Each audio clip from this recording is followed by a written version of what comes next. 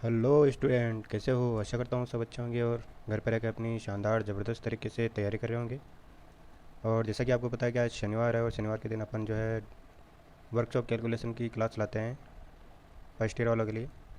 तो पिछली क्लास में अपन ने नया चैप्टर चालू किया था, कार्य शक्ति और ऊर्जा का।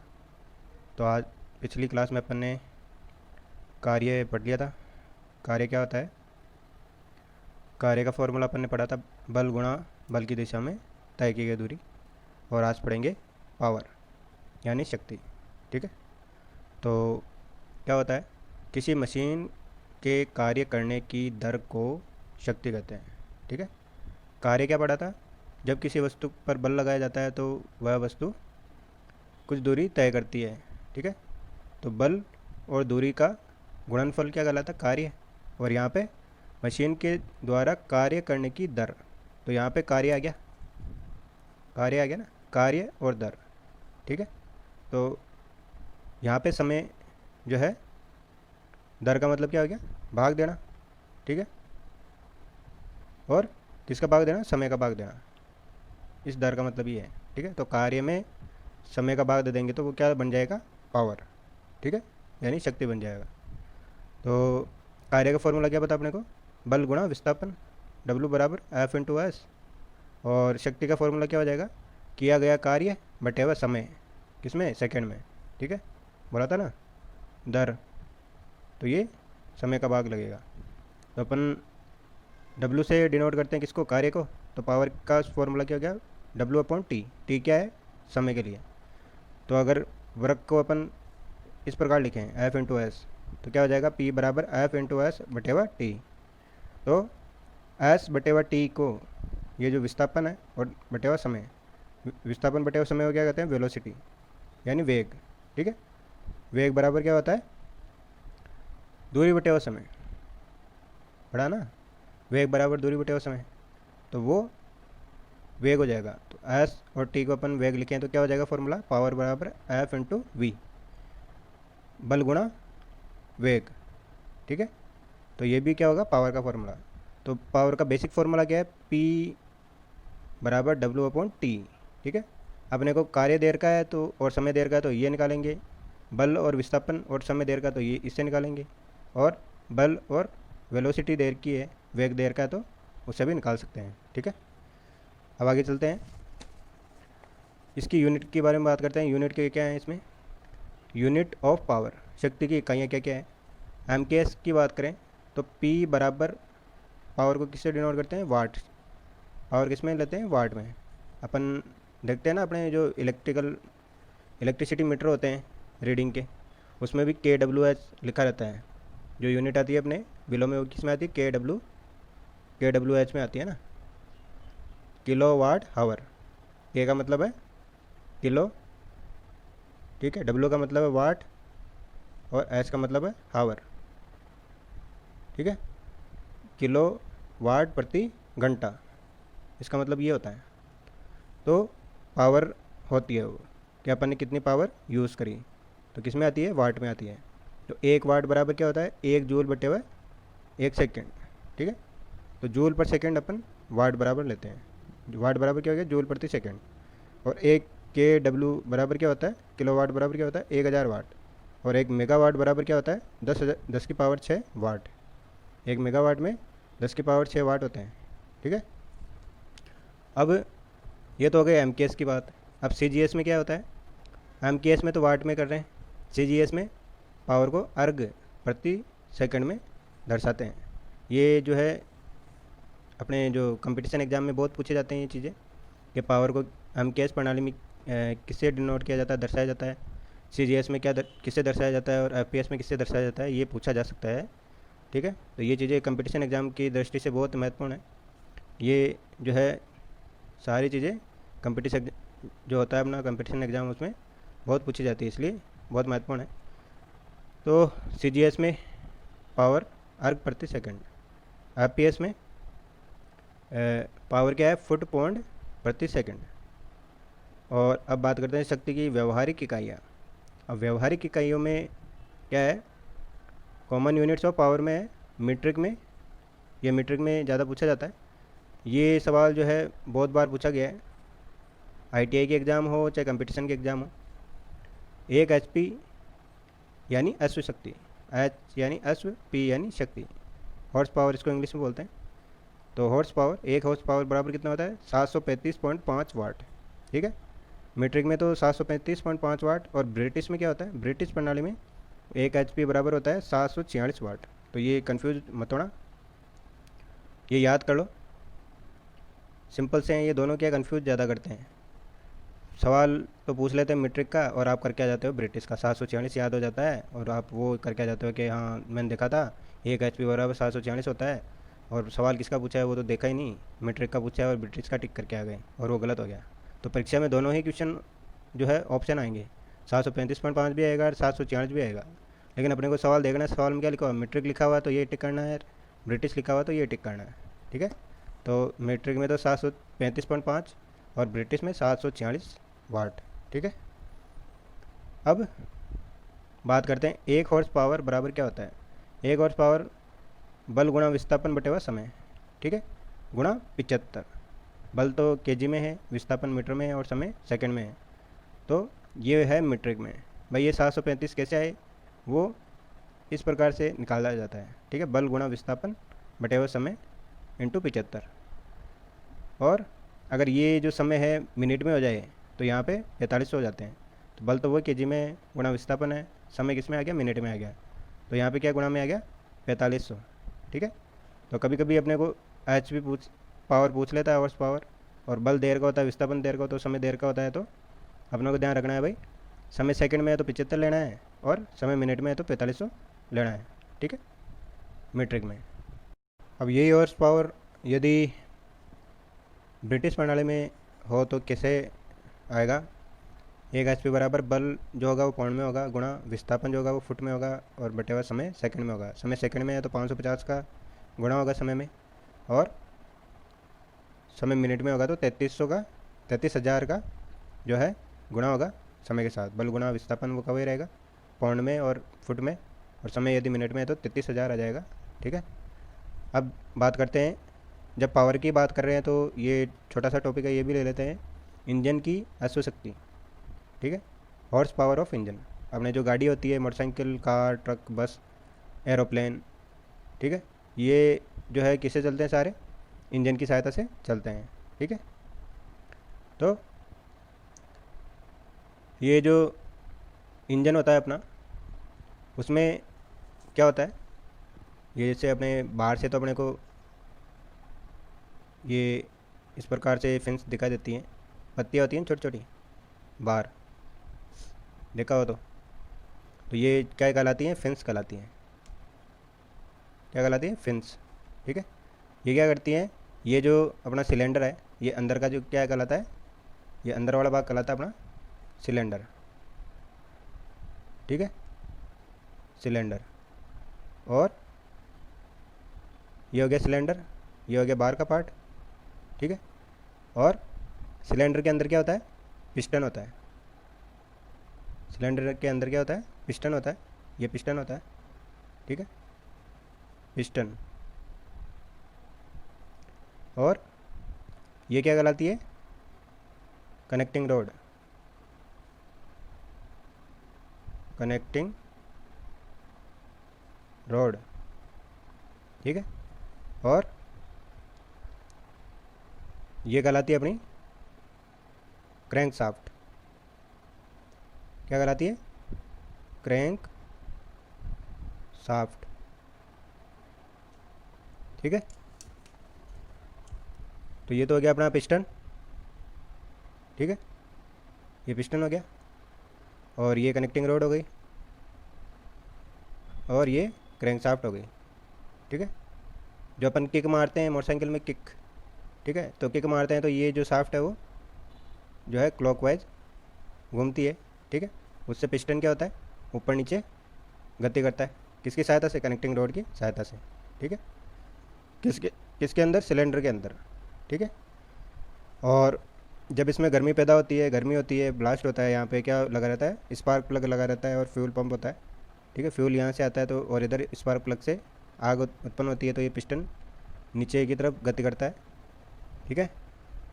तो ये गर्म हो जाता है सिलेंडर, तो उसको ठंडा कौन करता है? ये फिन्स ठंडा करती हैं। ठीक है। मोटरसाइकिल वगैरह में फ़ैन तो लगे नहीं रहते, तो उसकी जगह क्या लगाते हैं? ठंडा करने के लिए फिन्स लगाई जाती रहती है। ठीक है। कार वगैरह में तो अपने फ़ैन लगे रहते हैं, ट्रकों में, तो वो उसकी सहायता से ठंडा होता है। तो ये बताने का पर्पज़ क्या है? आप सोच रहे होंगे भाई ये क्यों बता रहे हैं? तो ये इसलिए बता रहा हूँ ताकि आपको यहाँ ये चीज़ें काम में आएंगी कि सिलेंडर का शब्द में काम में लूँगा, कनेक्टिंग रोड काम में लूँगा, पिस्टन क्रैंकशाफ्ट काम में लूँगा। तो आपको पता रहना चाहिए मैं किसके बारे में बात कर रहा हूँ। ठीक है, इसलिए ये चीज़ बताएगी। तो हॉर्स पावर ऑफ इंजन की बात कर रहे हैं, तो इसमें सबसे पहले आता है प्रगटित अश्वशक्ति, इंडिकेटेड हॉर्स पावर। अब इंडिकेटेड हॉर्स पावर क्या होती है? इंडिकेटेड का मतलब होता है जो अपने को दर्शाई जाती है, यानी दिखाई देती है। ठीक है, जो अपने को इंडिकेट करती है भाई ये इंजन कितनी पावर का है। अपन देखते हैं ना, 12 एचपी की मोटर है, 15 एचपी की मोटर है, 5 एचपी की मोटर है, तो एचपी का मतलब क्या है? हॉर्स पावर ही तो है। ठीक है, तो यहाँ पे अब बात करते हैं इंडिकेटेड पावर क्या होता है। किसी इंजन के सिलेंडर में, आ गया ना, ये देखो इंजन के सिलेंडर में, तो सिलेंडर की बात आ गई। किसी मशीन में उत्पन्न की गई संपूर्ण शक्ति को प्रगटित अश्वशक्ति कहते हैं। ठीक है, जितनी भी पावर जनरेट हो रही है किसमें? ये सिलेंडर है, ये पिस्टन है। ठीक है, इसके पिस्टन और सिलेंडर के द्वारा जो जितनी भी पावर जनरेट और की जा रही है, ठीक है, वो पावर क्या कहलाती है? Indicated power. मतलब अपना मोटरसाइकिल चल रही है, ठीक है, तो उसमें उसके इंजन के द्वारा जितनी पावर उत्पन्न की जा रही है वो सारी पावर क्या कहलाती है? इंडिकेटेड पावर कहलाती है। तो आईपी, इंडिकेटेड पावर को आईपी से डिनोट करते हैं। इसको आई एच पी भी लिख सकते हैं। आई यानी इंडिकेटेड, एच यानी हॉर्स और पी यानी पावर, लेकिन इसको आईपी से भी डिनोट करते हैं, इंडिकेटेड पावर। तो इसका फॉर्मूला क्या होता है इंडिकेटेड पावर निकालने का? क्योंकि ये बहुत बार पूछा गया है सवाल, आईटीआई सवाल, आईटीआई कंपटीशन एग्ज़ाम में भी और आईटीआई के एग्ज़ाम में भी पूछा गया है। तो इंडिकेटेड पावर का फॉर्मूला होता है PLANK, प्लांक, प्लांक बोल सकते हैं ना, PLANK, प्लांक बटे हुए 4,500। ठीक है, पी का मतलब क्या होता है? ये देखो, आई पी का मतलब हो गया इंडिकेटेड हॉर्स पावर, पी का मतलब हो गया औसत दबाव, पी यानी प्रेशर, कि भाई ये जो पिस्टन ऊपर नीचे गति कर रहा है, ठीक है, पिस्टन ऊपर नीचे गति कर रहा है, तो ये जो सिलेंडर है इस पर प्रेशर कितना पड़ रहा है? ठीक है, प्रेशर पी कितना पड़ रहा है? फिर आता है एल, एल का मतलब होता है स्ट्रोक की लंबाई। स्ट्रोक मतलब ये जो पिस्टन नीचे ऊपर जाता है, कितनी दूरी तक जा रहा है, मान लो यहाँ तक जा रहा है, ये लास्ट इसकी यहाँ तक ये पिस्टन जाता है। ठीक है, तो ये जो कनेक्टिंग रोड है उसकी पोजीशन क्या हो जाएगी? ये इस प्रकार हो जाएगी। ठीक है, तो ये यहाँ था पहले, पहले यहाँ था। ठीक है, तो पिस्टन यहाँ था, अब दूसरी पोजीशन में यहाँ आ गया लास्ट। तो ये जो यहाँ से लेकर यहाँ तक की दूरी है, ये पिस्टन जितना ऊपर नीचे जा रहा है यहाँ से लेकर यहाँ तक, तो ये क्या कहलाती है? एल कहलाती है। एल यानी स्ट्रोक की लंबाई। ठीक है, इसको स्ट्रोक कहते हैं। एक बार पिस्टन नीचे से ऊपर गया तो वो क्या कहलाता है? स्ट्रोक कहलाता है। और तो एल क्या कहलाता है? स्ट्रोक कहलाता है, स्ट्रोक की लंबाई। ठीक है, समझ में आया होगा। स्ट्रोक, पिस्टन ऊपर से नीचे जा रहा है, एक पोजीशन से दूसरी पोजीशन पे जा रहा है, लास्ट पोजीशन पे, तो वो क्या कहलाता है? स्ट्रोक की लंबाई। तो पी समझ में गया प्रेशर, एल स्ट्रोक की लंबाई, ए क्या हो गया? ए हो गया सिलेंडर का एरिया। ये सिलेंडर है, सिलेंडर यानी पाइप। ठीक है, तो पाइप का कोई डाया तो होता ही है। ये मान लो पेन है तो पेन का डाया होगा, तो कोई भी गोल वस्तु होती है तो उसका डाया होता है, और डाया होता है तो एरिया भी होता है। तो एरिया क्या हो जाएगा? एरिया बराबर π/4 d² हो जाएगा इसका एरिया। ठीक है, तो ए का मतलब क्या है? एरिया, और एन का मतलब क्या है? एन है नंबर ऑफ स्ट्रोक, मतलब कितनी बार पिस्टन ऊपर नीचे गया। ठीक है, ये जो अपन ने क्रैंकशाफ्ट बताई, ये क्रैंकशाफ्ट कितनी बार ऊपर नीचे जा रही है, कितने चक्कर लगा रही है। ठीक है, ये पूरा चक्कर लगाइए ना भाई, ये चक्कर लगा रहा है क्रैंकशाफ्ट। ठीक है, क्रैंकशाफ्ट कितने चक्कर लगा रही है, वो चक्कर होते हैं एन। ठीक है, मान लो 10 चक्कर लगाए क्रैंकशाफ्ट ने, तो एन का मान कितना हो गया? 10। और अब बात आती है के की। के क्या है? कांस्टेंट है के। ये जो है अगर 2 सिलेंडर वाला इंजन है, ठीक है, 2 सिलेंडर वाला इसको इधर समझते हैं। पी प्रेशर समझ में आ गया, एल स्ट्रोक लेग जो समझ में आ गई, ए एरिया हो गया, एन जो है नंबर ऑफ रिवोल्यूशन किसके, क्रैंकशाफ्ट के हो गए। अब के की बात करते हैं। तो यहाँ पे ए देखो, यहाँ पे सिलेंडर या पिस्टन का क्षेत्रफल किसमें, एम स्क्वायर में, ठीक है, एम स्क्वायर। आप देखते हो कि बहुत गाड़ियों के ऊपर लिखा रहता है 100 सीसी, 110 सीसी, ठीक है। तो ये सीसी का मतलब क्या होता है? ये जो सीसी लिखा हुआ है 100 सीसी, 110 सीसी, सीसी का मतलब है सेंटीमीटर क्यूब। सी से सेंटीमीटर और सी से क्यूब, सी यू बी तो होता है क्यूब का मतलब, तो सेंटीमीटर क्यूब, ठीक है। तो सीसी का मतलब है सेंटीमीटर क्यूब, यानी पिस्टन का जो डाया है, यानी उसका जो वॉल्यूम है भाई, डाया और लेंथ, यही तो होता है, तभी तो वो क्यूब में होता है। तो डाया तो हो गया सेंटीमीटर में और लेंथ भी हो गई सेंटीमीटर में, तो सेंटीमीटर इंटू सेंटीमीटर क्या हो गया, सेंटीमीटर स्क्वायर में होता है ना एरिया, तो सेंटीमीटर स्क्वायर इंटू सेंटीमीटर क्या हो गया, सेंटीमीटर क्यूब हो गया। तो ये होता है सीसी का मतलब। तो अपन तो यहाँ पे बात कर रहे हैं सिलेंडर जो है पिस्टन का क्षेत्रफल, ये होता है, एन होता है number of crankshaft revolution, crankshaft के चक्कर प्रति मिनट, ठीक है। क्रैंकशाफ्ट जो है अपना, उसके द्वारा कितने चक्कर लगाए जा रहे हैं, ये जो क्रैंकशाफ्ट है, ठीक है, इससे कनेक्टिंग रॉड लगी हुई है और उससे पिस्टन लगा हुआ है, ठीक है। तो वो चक्कर कितने लगा रही है, उससे मतलब है, तो वो कहलाता है एन। के क्या है? के का मान कांस्टेंट बताया अपन, के कांस्टेंट होता है, और के का मान एक कब होता है, जब 2 स्ट्रोक इंजन के लिए। भाई अब अपन ने देखा होगा भाई, अपने पुराने स्कूटर होते हैं, क्या होता है, स्कूटर वगैरह देखे होंगे, तो वो जो स्कूटर होते हैं वो 2 स्ट्रोक इंजन कहलाते हैं, क्या कहलाते हैं, 2 स्ट्रोक इंजन कहलाते हैं पुराने स्कूटर। और अभी जो जो भी गाड़ियाँ आ रही है, नई मोटरसाइकिल वगैरह, स्कूटर वगैरह, नए जितने भी स्कूटर मोटरसाइकिल आ रहे हैं, वो क्या आ रहे हैं, 4 स्ट्रोक के आ रहे हैं, ठीक है। तो ये स्ट्रोक क्या होता है, ये आपको समझने की इतनी ज़रूरत नहीं है, ठीक है। अगर आप डीजल से हैं तो आपको पता होगा, लेकिन इलेक्ट्रिशियन वालों को इतनी समझने की ज़रूरत नहीं है, केवल बस वो नॉर्मली फार्मूला समझ ले, वो काफ़ी है। और बस ये ध्यान रखिए भाई, के का मान एक कब होगा, जब 2 स्ट्रोक इंजन होगा, और के का मान 1/2 कब होगा, जब 4 स्ट्रोक इंजन होगा, ठीक है। तो ये केवल इतना ध्यान रखना, पी आई पी बराबर क्या होता है, पी एल ए एन के बटे हुए 4500, ठीक है, क्या कहलाता है, इंडिकेटेड पावर। अब बात आती है ब्रेक पावर की। अपने इंडिकेटेड पावर देख ली, ठीक है, कितनी पावर इंडिकेट हो रही है। अब ब्रेक पावर, ब्रेक का मतलब जितना ब्रेक लगाते हैं अपन, मोटरसाइकिल में ब्रेक लगाते हैं ना, तो ब्रेक शू पे कितना प्रेशर पड़ता है, ठीक है, तो वो कहलाती है ब्रेक पावर। तो मशीन और इंजन के सिलेंडर द्वारा प्रदत्त शक्ति उपयोगी कार्य के लिए उपलब्ध नहीं होती। जितने भी अपन इंडिकेटेड पावर प्रदत्त शक्ति, जितनी भी प्रदत्त शक्ति उत्पन्न करने वाली शक्ति क्या कहलाती है, इंडिकेटेड पावर। तो वो क्या है, उपलब्ध नहीं होती है, उपयोगी कार्य के लिए उपलब्ध नहीं होती है, क्योंकि कुछ शक्ति घर्षण में ख़राब हो जाती है।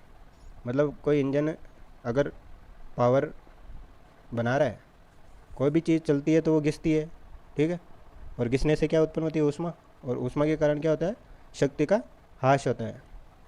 तो कुछ शक्ति जो है घर्षण में ख़राब हो जाती है, ठीक है, चाहे वो मोटरसाइकिल का टायर ही क्यों ना हो, चलता है तो अपन देखते हैं भाई घिसता है, टायर भी चेंज करना पड़ता है अपने को, ठीक है।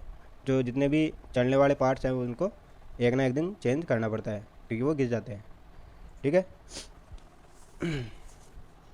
तो इस प्रकार किसी इंजन की वास्तविक आउटपुट शक्ति ब्रेक हॉर्स पावर कहलाती है। मतलब जो अपन इंडिकेटेड पावर अपन ने पढ़ा भाई, जितने भी पावर उत्पन्न करता है इंजन, वो क्या कहलाती है, इंडिकेटेड पावर कहलाती है। अब ये ब्रेक पावर कह रहा है कि भाई जितनी भी इंडिकेटेड पावर है वो वास्तविक पावर नहीं होती, क्योंकि सारी की सारी शक्ति जो अपन ले रहे हैं, फ्यूल ईंधन ले रहे हैं, उसको पावर में कन्वर्ट कर दे, ऐसा पॉसिबल है ही नहीं है। क्योंकि कोई भी मशीन है वो 99% इफ़िशेंसी दे सकती है, भाई किसी भी मशीन की दक्षता 99% हो सकती है या फिर 99.9% हो सकती है, लेकिन 100% कभी भी नहीं हो सकती, ये ध्यान रखना। ठीक है, क्यों नहीं हो सकती? क्योंकि उसमें घर्षण के कारण जो है उसकी इफ़िशियंसी कम हो जाती है। ठीक है, घर्षण के कारण। तो इसलिए ये कह रहा है कि भाई ब्रेक पावर जो है आईपी हमेशा 100% नहीं होती, उसमें घर्षण लॉस होते हैं, और जो अपन उसको इंजन को फ्यूल दे रहे हैं उसके बदले में वो अपने को कितना आउटपुट दे रहा है वही क्या कहलाती है? ब्रेक पावर कहलाती है। तो ब्रेक हॉर्स पावर का मान के क्या हो गया फॉर्मूला? प्रगतित हॉर्स पावर माइनस क्षतियाँ, मतलब 1 IP क्या हो जाएगा यहाँ पे? 1 IP माइनस क्षतियाँ। इंडिकेटेड पावर बोला ना अपन ने, तो इंडिकेटेड पावर का फॉर्मूला क्या होता है? PLAN बटे 4500 माइनस लॉस, ये होता है brake power. BP brake power, BHP यानी ब्रेक हॉर्स पावर।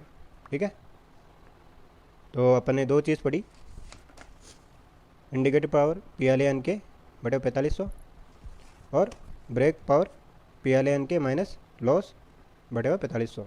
ठीक है, तो ये चीज़ें ज़्यादा बस आपको फॉर्मूले याद रखने हैं, क्योंकि फॉर्मूले ही पूछे जाते हैं एग्जाम में। ठीक है, और हमने को पता है भाई P क्या होता है, L क्या होता है, N क्या होता है, A क्या होता है, K क्या होता है, तो उसके आधार पर अगर सवाल भी आता है तो हमने को मान दिया हुआ होगा। अब चलते आगे। तो जैसा कि अभी मैंने बोला था, कोई भी मशीन 100% दक्षता वाली नहीं हो सकती। तो ये जो दक्षता शब्द है उसको यहाँ पे दर्शाया गया है। अगला पॉइंट कह रहा है mechanical efficiency. Break horse power तथा प्रगटित हॉर्स पावर यानी BP, ब्रेक हॉर्स पावर यानी BP, और प्रगटित हॉर्स पावर यानी IP, ठीक है, के अनुपात को यांत्रिक दक्षता कहते हैं। ठीक है, BP और IP के अनुपात को क्या कहते हैं? यांत्रिक दक्षता यानी मैकेनिकल एफिशिएंसी कहते हैं। सामान्यतः यांत्रिक दक्षता को प्रतिशत में व्यक्त किया जाता है। यांत्रिक दक्षता यानी N से डिनोट करते हैं, ये नीटा कहलाता है। क्या कहलाता है? नीटा, नीटा, नीटा कहलाता है। नीटा प्रतिशत बराबर आउटपुट बटे हुआ इनपुट गुणा 100। एक तो ये फॉर्मूला होता है, ये जो है फॉर्मूला हर चीज़ के लिए। ठीक है, ये फॉर्मूला कहीं भी लागू हो सकता है, किसी भी मशीन पे लागू हो सकता है। यांत्रिक दक्षता यानी आउटपुट बटे इनपुट गुणा 100। ठीक है, और ये है मशीनों के लिए ब्रेक हॉर्स पावर बटे हुए इंडिकेटेड हॉर्स पावर गुणा 100। ठीक है, तो ये हो जाता है दक्षता के फॉर्मूले। तो क्या पढ़ा आज अपन ने? पावर के बारे में पढ़ा। पावर W/T होता है या F/V होता है। फिर अपन ने उसकी यूनिट्स के बारे में पढ़ा। फिर अपन ने इंजन की शक्ति के बारे में पढ़ा। ठीक है, इंजन हॉर्स पावर, IP क्या होता है, BP क्या होता है, और मैकेनिकल एफिशिएंसी क्या होता है। ठीक है, अब चलते हैं क्वेश्चन की ओर। पहला सवाल कह रहा है 10 मीटर गहरे कुएं में से 1 मिनट में 600 लीटर पानी निकाला जाता है। ठीक है, तो अपने को दूरी देर की है। ठीक है, समय देर का 1 मिनट, और मात्रा यानी भार देर का अपने को 600 लीटर। ठीक है, और मोटर की अश्वशक्ति ज्ञात करें। ठीक है, तो अश्वशक्ति का फॉर्मूला अपन ने क्या पढ़ा था? अगर मीटरिंग में निकालना है तो बल गुणा विस्थापन बटे हुआ समय, ठीक है, गुणा 75। ये तो पढ़ा था अश्वशक्ति का। तो बल किस में है? यहाँ पे लीटर में है, तो लीटर में चेंज कर लेते हैं। तो 1 लीटर बराबर 1 kg।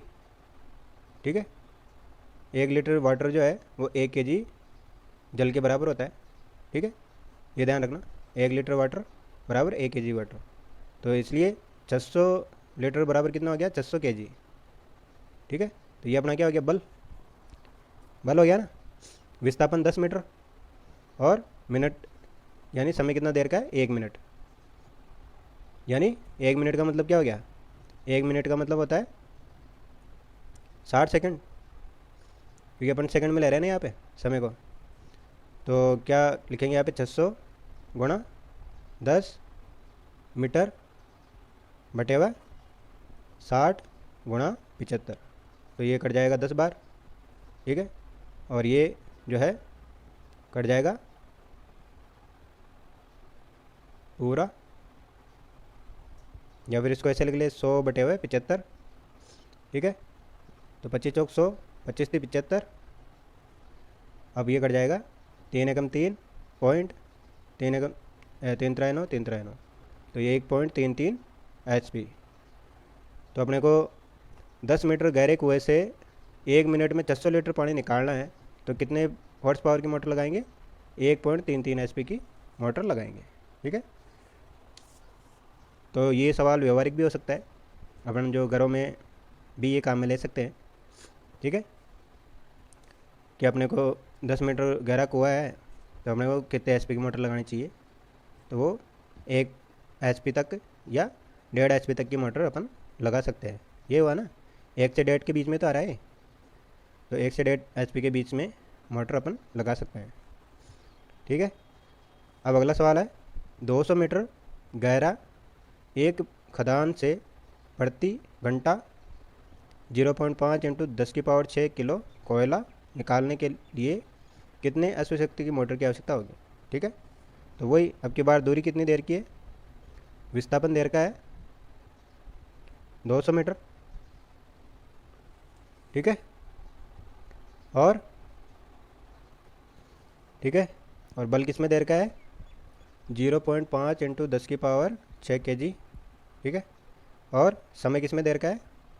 घंटे में, भाई प्रति घंटे बोल रहा है ना, तो 1 घंटा 1 आवर, 1 आवर बराबर कितने होते हैं? 60 मिनट, और 60 मिनट में कितने सेकंड होते हैं? 3600, 60 इंटू 60 हो गया ना, तो 3600 सेकंड, ठीक है।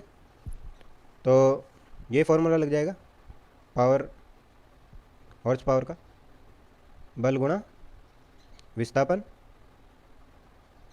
बटे हुआ समय गुणा 75, क्योंकि समय सेकंड में ले रहे हैं ना यहाँ पे, तो ये हो जाएगा 0.5 गुणा 10⁻6 गुणा 200 बटे हुए 3600 गुणा 75, तो ये कट जाएगा 00 से 00, और ये कट जाएगा 18 दूना 36, और ये आ जाएगा अपने हल करने पे 370.37 HP, ठीक है। तो 370.37 HP की अपने को मोटर लगानी पड़ेगी, 370 तक की जो है मोटर अपन लगाएंगे, तो ये जो है 200 मीटर गहराई से प्रति घंटे इतना कोयला निकाल पाएगी, ठीक है। अब बात करते हैं पिछले सवालों की। पिछली बार मैंने 2 सवाल दिए थे, तो उसके आंसर देखते हैं। 10 किलो इंटू मीटर का कार्य करने के लिए 1 kg बल का प्रयोग किया जाता है, तो विस्थापन ज्ञात करो। तो अपने को क्या देर का है? W देर का ही, कार्य देर का है, और बल देर का F, और अपने को पूछा क्या है? S का मान पूछा है, ठीक है। तो S बराबर क्या हो जाएगा? W/F, तो ये 10 kg मीटर बटे हुए 1 kg, तो kg से kg कट जाएगा, और ये क्या आ जाएगा? 10 मीटर, तो ये इसका आंसर हो जाएगा ए ऑप्शन, ठीक है। दूसरा क्वेश्चन है, 20 लीटर जल को 6 मीटर की ऊंचाई तक उठाने में किए गए कार्य की गणना करिए। तो वही बल कितना है भाई? 200 लीटर है, तो वो क्या हो जाएगा? 200 kg में हो जाएगा ना, तो ये हो गया अपना बल, और दूरी हो जाएगी 6 मीटर, ठीक है। तो W बराबर क्या होता है? F इंटू एस, तो F कितना हो गया? 200 गुणा 6, 6 दूनी 12, 00, तो क्या kg इंटू मीटर, तो ये 1200 kg इंटू मीटर हो जाएगा। इसको अपन डायरेक्ट यहाँ से भी देख सकते हैं कि भाई सारे ऑप्शन जो है 1200 है, और कार्य अपना किस में होता है? बल गुणा दूरी में होता है, बल का मात्रक kg होता है और दूरी का मात्रक मीटर। तो यहाँ पे केवल एक ही ऑप्शन है जिसमें ऐसा है, और वो ऑप्शन है बी, ठीक है। तो इस प्रकार से ये सारे सवाल होते हैं, और आशा करता हूँ आपको ये जो आज की क्लास अपन ने पढ़ी है पावर के बारे में, ये समझ में आया होगा। आपको केवल इनके फॉर्मूले ध्यान में रखने हैं, और कुछ नहीं है। ठीक है, क्योंकि मेन एग्ज़ाम में डायरेक्ट ही सवाल पूछे जाते हैं, परिभाषा कोई नहीं पूछता। लेकिन फॉर्मूले याद करने का तरीका परिभाषा से आता है। जैसा कि पावर का परिभाषा कह रही है कार्य करने की दर, तो कार्य आ गया बल गुणा विस्थापन, और दर हो गया समय बटे हुए में, ठीक है, समय सेकंड में। तो डब्ल्यू अपॉन टी, पी बराबर डब्ल्यू अपॉन टी, इसका फॉर्मूला बन जाता है। तो आशा करता हूँ आपको ये जो है टॉपिक समझ में आया होगा, और आप इसके और भी सवाल करेंगे। तो अगली क्लास तक के लिए आपसे इजाज़त लेता हूँ। तब तक के लिए धन्यवाद। पढ़ते रहें, तैयारी करें और स्वस्थ रहें।